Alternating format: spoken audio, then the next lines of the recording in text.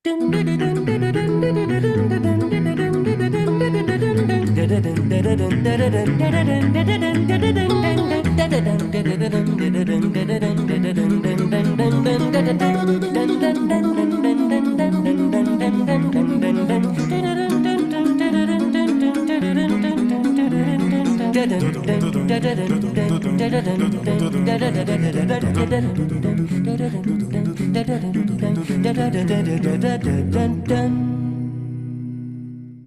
evening, ladies and gentlemen. We're so glad to welcome you as part of our community tonight. Please note that this webinar is being recorded and distributed live stream. By entering this virtual meeting room, you give your consent to be recorded and distributed by Vienna Live with Simeon Moore and other third parties. If you prefer to not be recorded and live streamed, please go to the LinkedIn live stream that is been placed in the chat room. Tonight, our featured guest is Greg Skaff, a jazz guitarist. Greg's new album, Re-Up, will be the subject of tonight's conversation.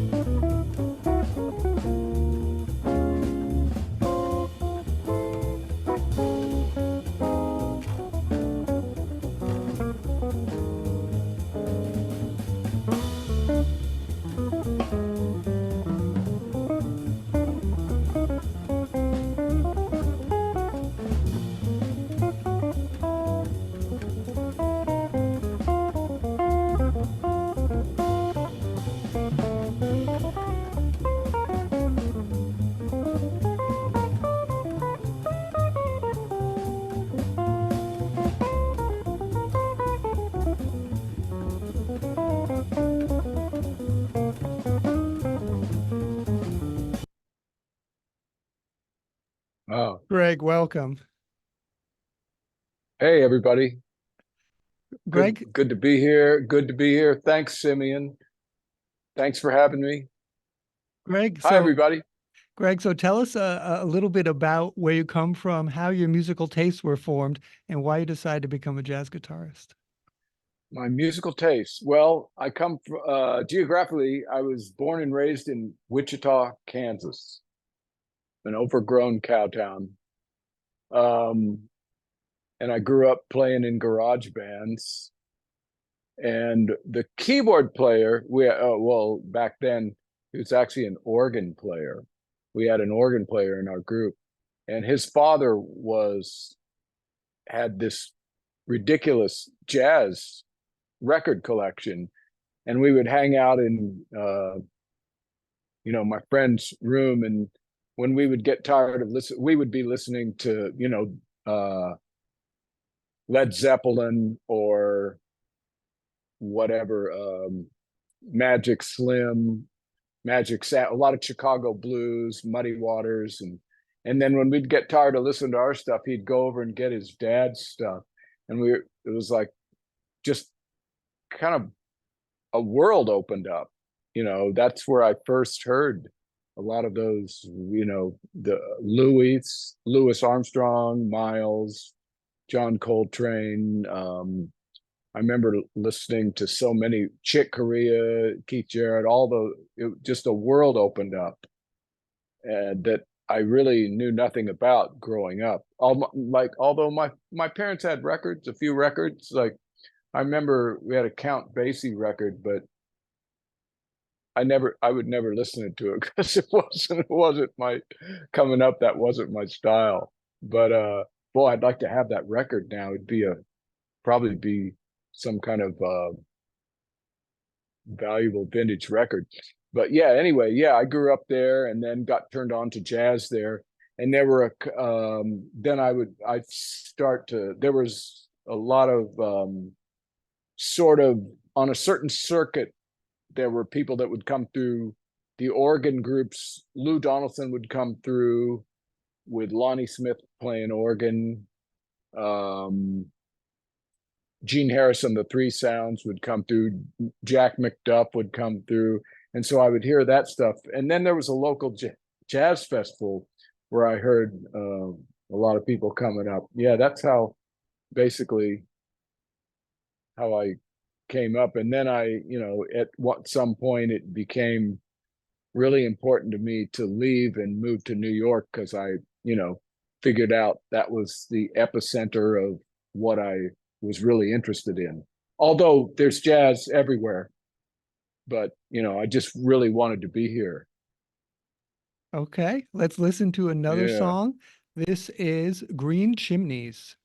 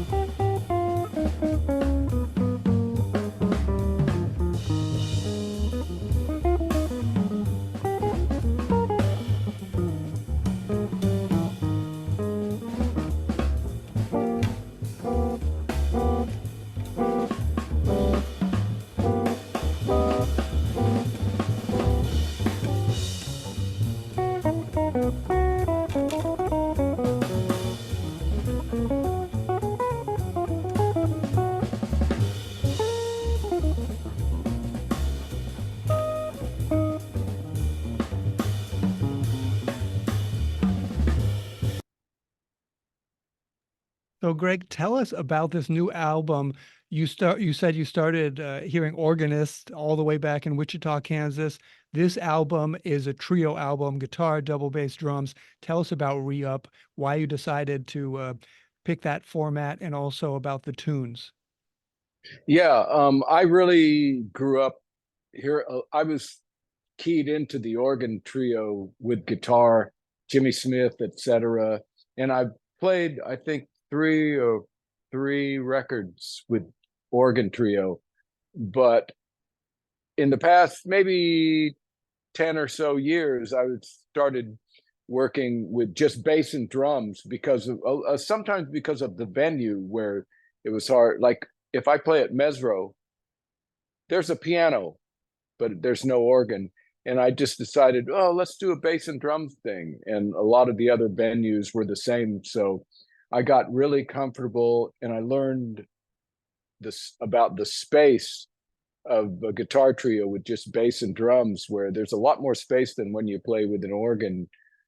And I just then that's when and most of the time I've been working with Ugonna and Jonathan, who are on this record, who I was noticing then how they back me up, and we're sort of simpatico. I just feel like they really understand me musically. They probably don't understand me otherwise, but yeah, musically they really understand me and they react. They're not just in their corner, in their own little world playing behind me. And Greg, so when you say that you play with organ and there was less space, does that mean, Yeah. so we heard you playing on this last tune, Green Chimneys, lots of Yeah. chords, you're kind of the Yeah. solo instrument. So when you're Well, playing with organ, that means you're just playing like one string rather than all six? yeah, well, not necessarily, but the organ, since it's a sustaining instrument, it takes up a lot of the sonic, space. So there's less room for me. It gets a little crowded sometimes for me, and I have to choose my voicings in the organ trio in that format. This format, I could change, the quality of the chord. I don't have to worry about clashing with anyone. I could change the quality of the chord. I could change, just play some other chord and just take it, somewhere else. Um, and so I just became more comfortable. And the songs are they're almost, they wouldn't, some of these songs wouldn't, I'd have to rearrange the way I play to play them with an organ format. They were written with this concept in mind, that I can play my voicings.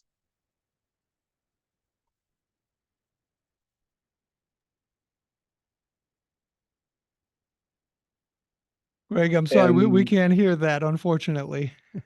oh, that's okay. But yeah, I can play voicings that might clash with an organist, with a organ, or even a piano player. So it's a lot. I really, and I got more comfortable playing in that concept. So my previous record before this was with Ron Carter and Tootie Heath, like iconic players in the same format, guitar, bass, and drums. But I don't want to get a little ahead of things, but I decided, hey, that wasn't my working group. This is the first time I've worked with a working group that had we had time on the gig and in rehearsals to sort of hone the material, hone the arrangements, how we play the songs, and get familiar with what we're going to do in the songs. And I think it really shows. Plus, the way Jonathan and Ugonna play, they're sort of reactive players. They're swinging. Ugonna, he's swinging, but I can feel them listening to me by what they play and react. Okay, let's listen to another track then. This is Peace Place.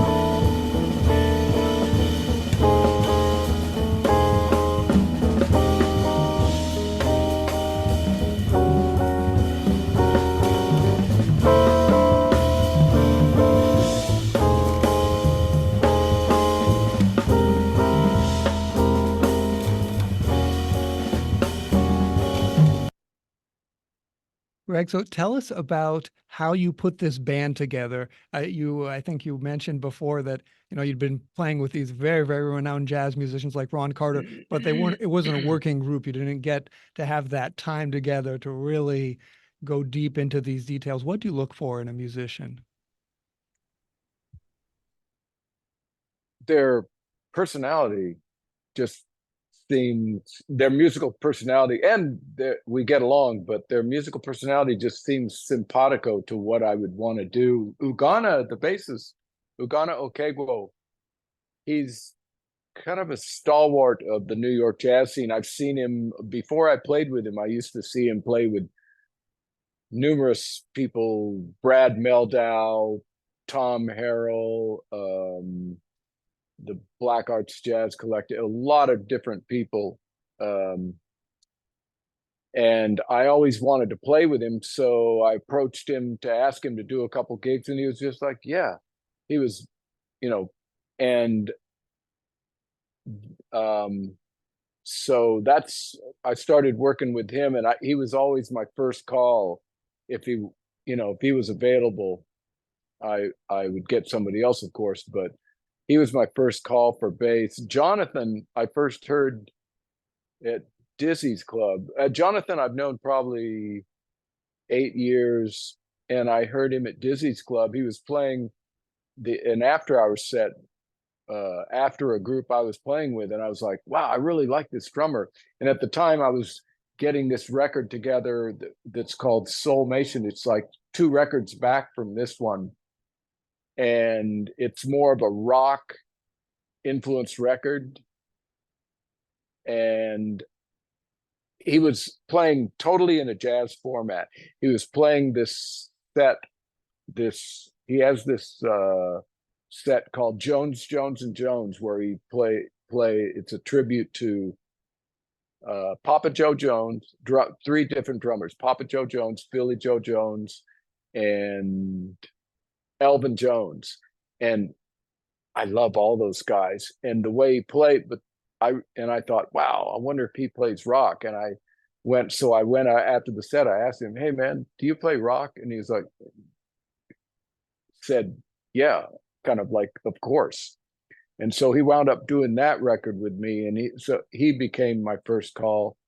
And man, the way they back me up is like, even on the solo section of Peace Place, I could hear, just listening to that, what he did when it became to the solo section, the sort of repeating vamp where I solo. He instantly started lifting the mood up.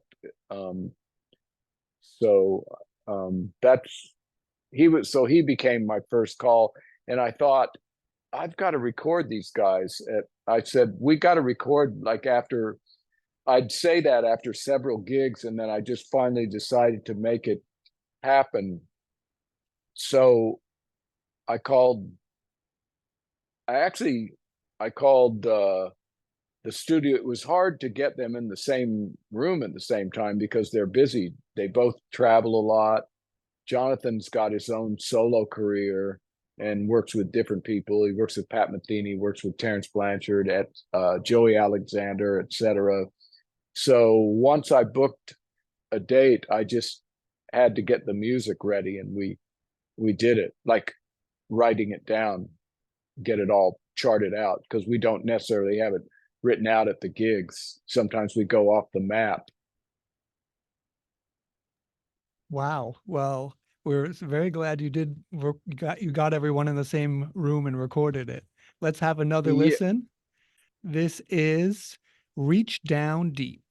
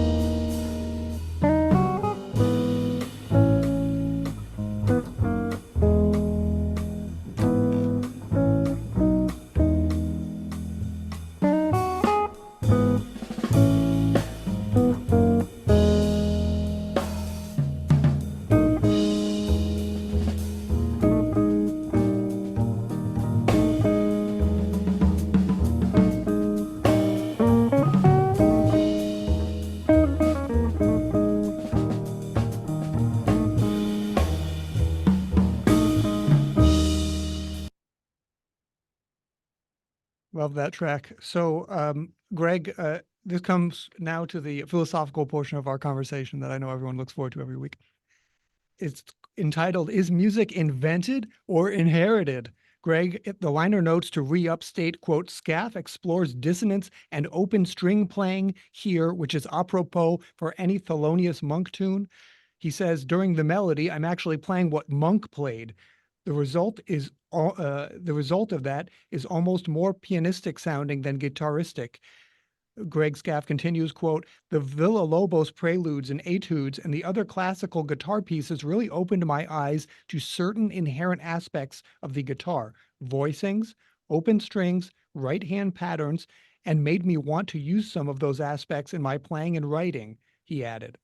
End quote. Then you continue to note the influence of Brazilian music on Re-Up, stating, quote, it started out with me trying to play something and write something in a similar vein to something that I heard Caetano Veloso do, end quote. So, Greg, when many of us think about jazz and or quote unquote new or original music, we think that that means it has nothing to do with any musical influences from the past. The question is music invented, as may be implied by the verb to improvise, or is it inherited? Is it invented or inherited? I think both. It depends on how, but I think what differentiates people, maybe what it differentiates innovators or people that seem like they're doing something new is their concept, how they see things. It might not necessarily be, it's a new way of looking at things. Like, say, for instance, when Miles Davis did the record, what's the record with all blues Kind and of blue. so yeah, when you did that record, the chord voicings, the chords, like the chord progressions are more minimal than a lot of, I think at that point, before that, a lot of the jazz was like there was chord changes and people, you had to know you were running scales and arpeggios according to this sort of sometimes difficult progressions. And I think that was like maybe a reaction to that. Oh, let's play a song with just two changes. Like, so what? D minor and E flat minor. And that might have been a little difficult at first for people that are used to running chord changes, to just, okay, what can you do just on this chord for 16 bars, 8 bar sections, 2 8 bar sections. It might have been a little okay, I played my lick, then so you have to, I think that was just sort of a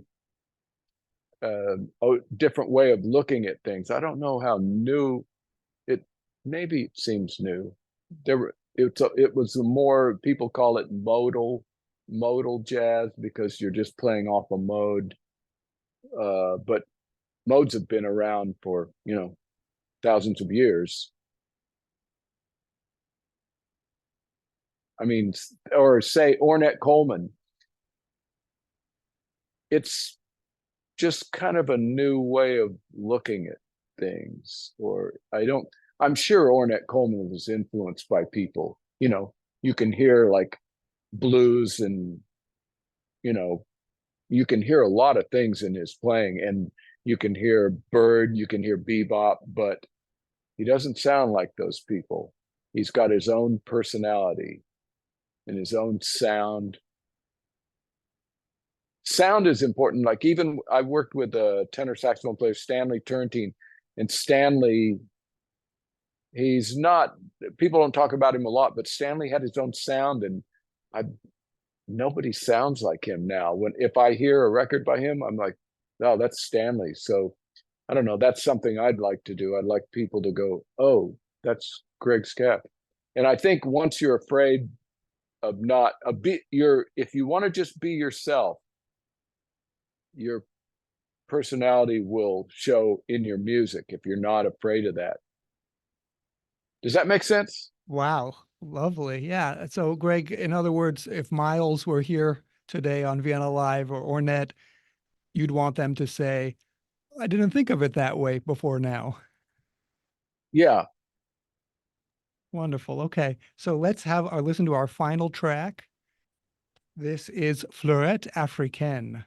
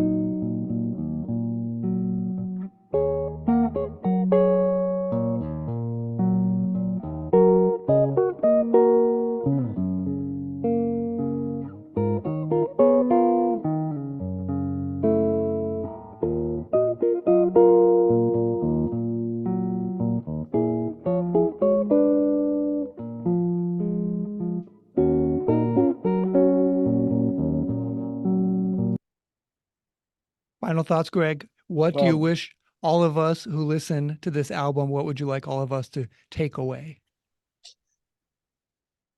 a mood or a melody, some kind of enjoyment, maybe.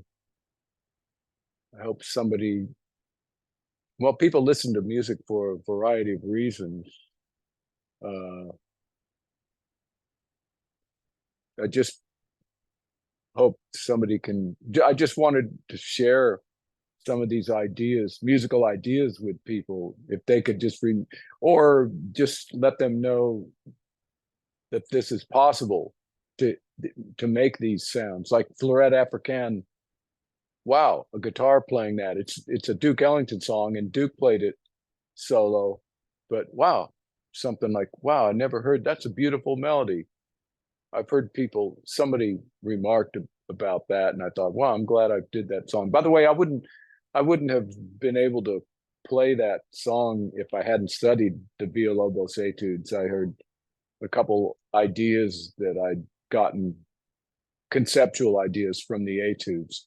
But yeah, I'd like someone to just remember a melody or some enjoy it. I don't want to knock people out with chops or technique.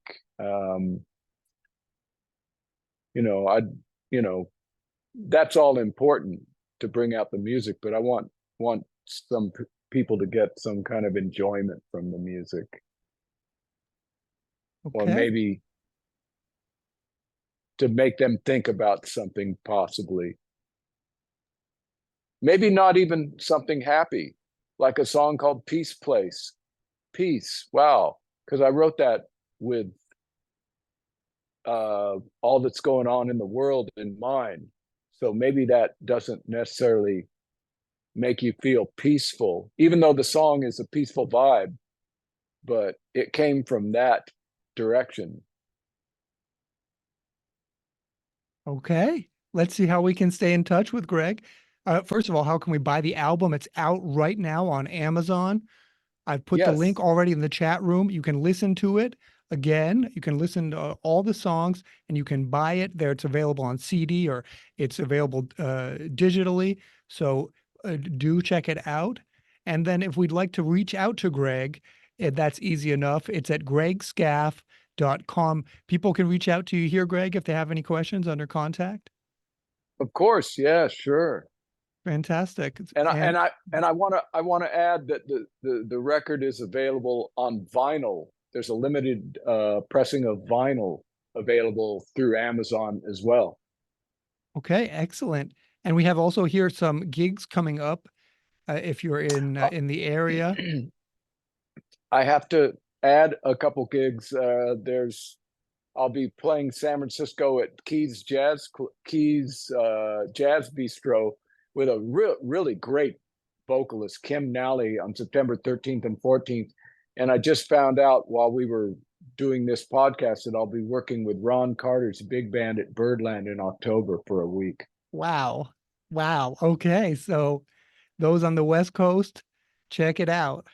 And again, now I'm putting the website in the chat room for everyone so they can check out Greg or reach out to Greg with questions or comments. Thank you so very much to Greg Skaff. Thanks everyone. Thanks, Simeon, for having me. Really enjoyed it. So let's take a look at what's coming up next week. As always, all information about upcoming shows is available at www.simeonmorrow.com.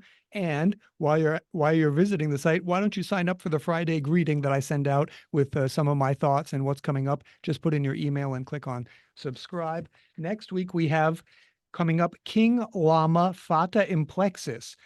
Right out of the starting gate, it's apparent that the eagerly awaited new King Lama album, Fata Implexus, translating to Fate Intertwined, is something special, commanding, and category elastic. The fiery and whip-smart instrumental band's tune, Laura Key, packs an immediate and visceral punch within its sophisticated changes, spidery guitar riffs, tricky unison lines, and mosaic-like structure built from material conjured up by guitar-songwriter Ryan T. Bailey. The song serves as a prelude and on-ramp to the electrifying journey unfolding over 6 tracks, including the multi-sectional 11-minute epic Sir Isaac. Come welcome King Lama's Ryan T. Bailey and drummer Luis Briones to our show. As always, again, all information can be found about upcoming shows at www.simeonmorrow.com. That's King Lama Fata Implexus. Looking forward. Really don't know what that music is going to sound like, so it's going to be very interesting. That's next Wednesday again. Once again, thank you so very much to Greg Skaff. Thank you to Victoria and Frederick Mulligan, to Agnieszka and Benoit Rivolet, and to Mary Schlesinger for their support of this show. Thanks also to my cousin Mike, a marketer from Layer App. If you're an engineer or an architect, they have a cool tool you should check out. Thanks most of all to you, our participants who make it all worthwhile from Washington, D.C. and New York City, New York. Goodbye, and see you next Wednesday. Bye.